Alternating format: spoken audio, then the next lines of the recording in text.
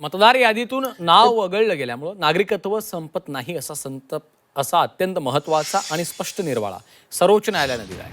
पश्चिम बंगालमधील विशेष मतदार यादी पुनर्निरीक्षणाशी संबंधित याचिकेच्या सुनावणी दरम्यान न्यायालयानं निवडणूक आयोगाच्या अधिकारांची मर्यादा अधोरेखित केली.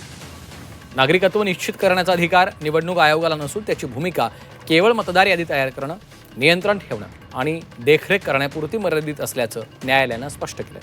एखाद्या व्यक्तीचं नाव मतदार यादीत समाविष्ट न करण्याचा निर्णय झाल्यास नागरिकत्वाबाबतचा अंतिम निर्णय संबंधित मंत्रालयानं कायद्यानुसार घ्यावा, असंही न्यायालयानं नमूद केलं आहे.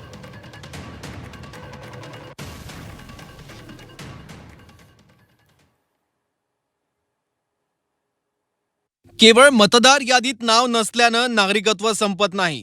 नागरिकत्व निश्चित करण्याचा अधिकार निवडणूक आयोगाला नाही. निवडणूक आयोगाचे अधिकार मतदार यादीपुरतेच मर्यादित आहेत.